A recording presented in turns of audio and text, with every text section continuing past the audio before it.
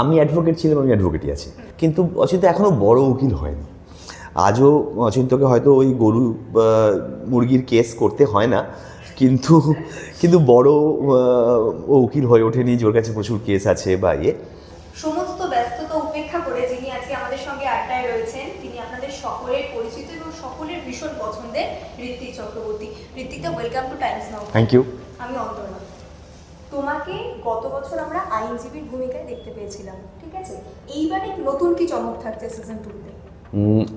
আসলে একটা সিরিজ যখন ফার্স্ট সিজন থেকে সেকেন্ড সিজনে যাচ্ছে, তখন সে অনেকগুলো চমক নিয়ে আসছে, এটা আশা করা যায়।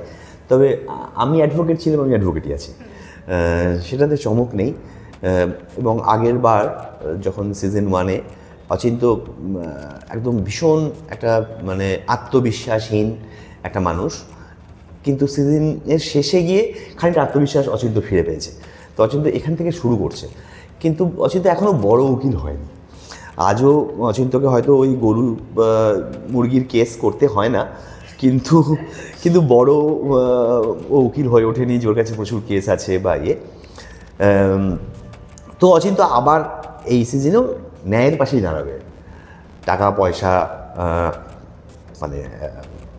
পয়সার মানে মানি এবং মাসেল পাওয়ারকে উপেক্ষা করে ও ন্যায়ের পাশে দাঁড়াবে। আচ্ছা, ফের নতুন রহস্যের সন্ধানে তুমি অচিন্ত, ঠিক আছে? আচ্ছা, গল্পে ঠিক কিভাবে ধরা দিচ্ছ? না, রহস্য নয়, আসলে অচিন্ত অ্যাডভোকেট, ফলে ওকে মূলত মানে একটা কেস নিয়েই কাজ করতে হয় যা করার, কিন্তু সে কেসটার তথ্য সংগ্রহ করার জন্য অচিন্তর সঙ্গে এখন ভীম আছে। তো ভীম এই কাজটা করে অচিন্তর অ্যাসিস্ট্যান্ট হিসেবে। তো ভীমের সাথে তো আমার প্রথম সিজনে আলাপ, পকেট মারতে গিয়ে অচিন্তর সঙ্গে ওর আলাপ হয়। তো আপাতত অচিন্তর ওই মানে অ্যাসিস্ট্যান্ট। তো এই তথ্যাদি জোগাড় করার কাজগুলো মূলত ভীম করে, আর অচিন্ত কনসেন্ট্রেট করে কী করে সেটাকে মানে কোর্ট রুমে সেটাকেও এগিয়ে নিয়ে যাবে আইনের পথ ধরে, সেটা আছে। আর তাছাড়া অচিন্ত শুধুই তো আইনজীবী নয়, ওর একটা পাড়ার একটা জীবন, বাড়ি, ও আর ওর বাবার একটা ইকুয়েশন, এবং ওর রেগুলার পাড়ার কালী মন্দিরে শ্যামা সঙ্গীত গাওয়া, এই সবটা যোগ করে। আর ছেলেটা এমনিতে খুব ভালো, একটা মায়াময় ছেলে, মানে মানে খুবই তার মধ্যে একটা সত্যি একটা মায়া শব্দটাই আমার মনে হয় একদম অ্যাপ্রোপ্রিয়েট একটা আছে অচিন্তর মধ্যে। মানে ও এই যে বাবার জন্য রান্না করে, এই যে এটা কারো দরকার হলে এনে দিচ্ছে, মানে জাস্ট ভালো চেয়েই নিজের বাড়ির গ্যাস পাশের বাড়িকে দিয়ে আসছে, এই যে ব্যাপারটা, হ্যাঁ। তো সেইটাও আসলে মানুষ অচিন্তকে চালায়, যেই কারণে অচিন্ত ওসব কিছু তোয়াক্কা করে না, মানে কোথায় কতটা লাভ উকিল হিসাবে সেটা তোয়াক্কা করে না, ও ন্যায়ের সঙ্গে থাকে। দেবরাজদার সঙ্গে কাজ করে তোমার কিরকম লাগে?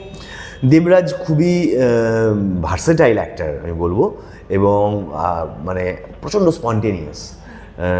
তো অভিনেতা হিসেবে ও দারুণ। তাছাড়া ওর আরও একটা এক্সট্রা গুণ, ও মানে সঙ্গীতেরও মানুষ, শুধু অভিনয়ের মানুষ নয়। তো সবটা মিলিয়ে ওকে একটা গুণী ছেলে, খুবই ভালো লাগে। এই সিরিজে যদিও ও আমার মানে ভীম আর অচিন্ত একসঙ্গে, কিন্তু ভীমের আরও অনেক কাজ আছে, ফলে আমরা যে অনেক একসঙ্গে সিন করেছি তা নয়। ভীম অন্যান্য কাজ করে, আমি অন্যান্য কাজ করি, কিন্তু ওর সঙ্গে যখনই সিনও করেছি বা সিনের বাইরেও যখন সময় কাটাই, খুবই চমৎকার। হ্যাঁ, অচিন্ত তো সাদামাটা আমরা দেখেছি, খুবই সাদামাটা জীবনযাপন। তো ঋত্বিকদারও কি খুব সাদামাটা জীবনযাপন? বলতে পারবো না, অচিন্তর মতন অত সাদামাটা তো নয়। এখন সাদামাটা কিনা সেটা পাশে একজনকে না রাখলে বোঝা যাবে না যে কার থেকে সাদামাটা। আমি তো আমার মতন জীবন কাটাই।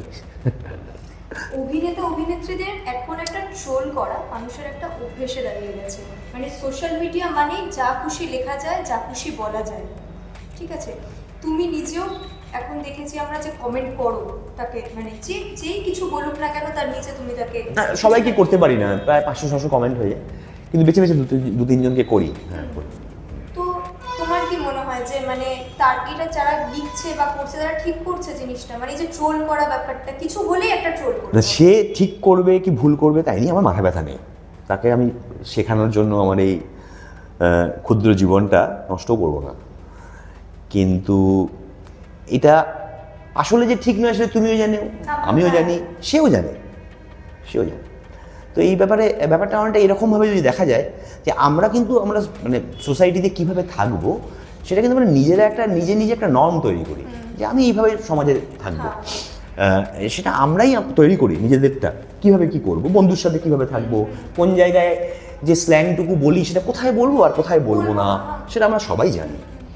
আমার নিজের মনে হয় যে এই সোশ্যাল মিডিয়া ব্যাপারটা নতুন বা অনেকের কাছে নতুন বলে তারা এখনও এটা ঠিক করে উঠতে পারেনি যে এখানেও একটা নর্মের দরকার আছে। এটাও একটা মানে ভার্চুয়াল কিন্তু সোসাইটি, এবার সেইটা লঙ্ঘন করে দেয় অনেকে। আমার মনে হয় জেনেও করে, না জেনেও করে, আর প্রত্যেকের মাথাতে নিজস্ব মলমূত্র থাকে, এবার সেটা সে কোথায় কোথায় বার করবে সেটা সবসময় বুঝতে পারে না। তো মনে হয় এটা খুব একটা সেফ প্লেস, এখানে করা যায়, হ্যাঁ এখানে করা যায়।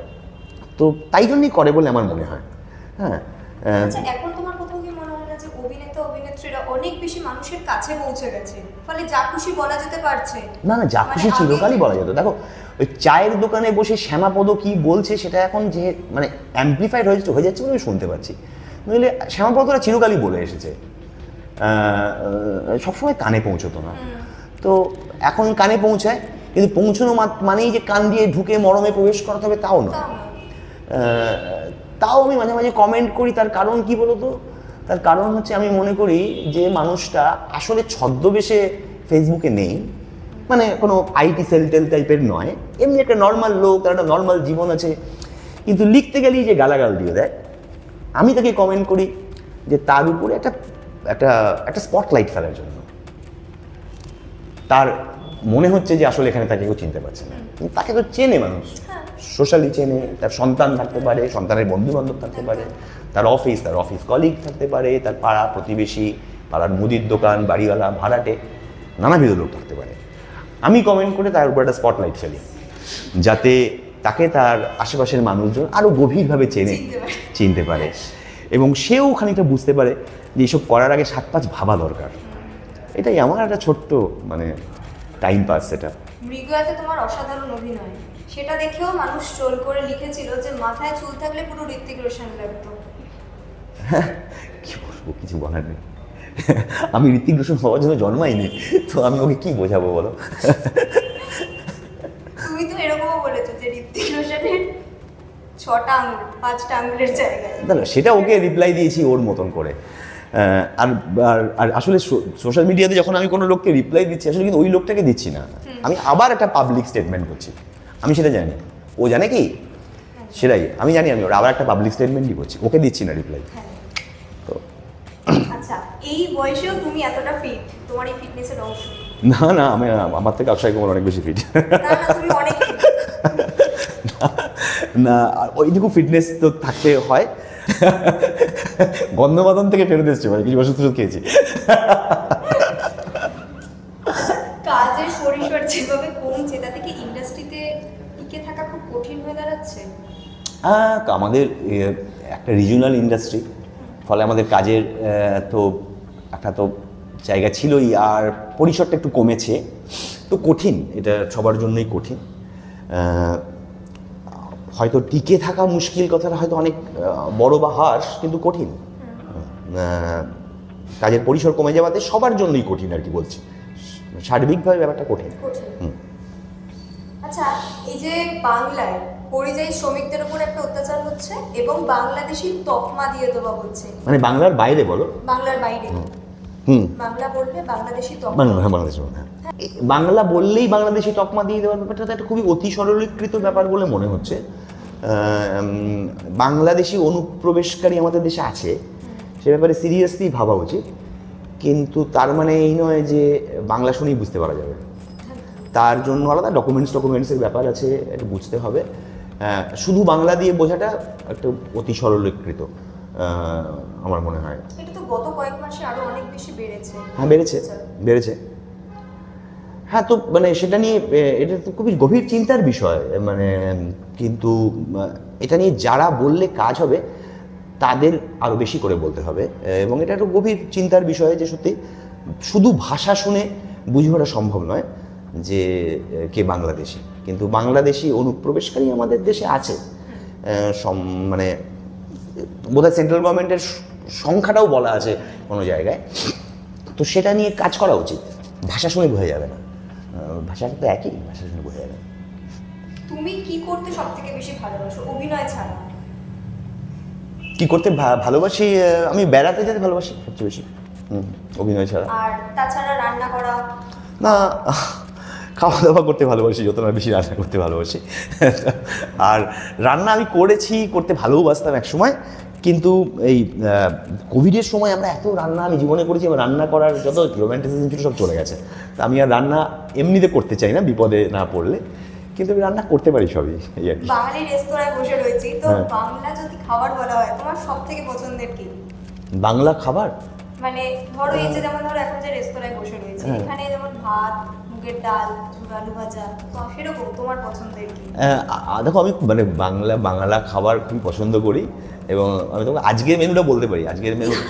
আজকের মেনুটাতে আমি খুব ভাত খাবো, ডাল, তার সঙ্গে একটা ভাজা, এবং কিছু একটা মাখা, মানে বাটা খাবো, মানে কোনো একটা কচু বাটা বা এ বাটা বা কোনো একটা বাটা খাবো, আর মাংস খাবো। আজকের খাবারটাই। আচ্ছা, আমাদের টাইমস নাও খবরের দর্শকদের অ্যাডভোকেট অচিন্ত আইচ 2 আসছে হইচইতে, এটা দেখার জন্য একটু হ্যাঁ, আমাদের অচিন্ত আইচ 2 15ই আগস্ট হইচইতে আসছে, তারপরে স্ট্রিমিং হবে। আপনারা অবশ্যই যারা অচিন্ত আইচ 1 দেখেছিলেন তারা তো দেখবেনই, যারা 1 দেখেননি তারা 1টা দেখে নিয়ে 2টা দেখবেন।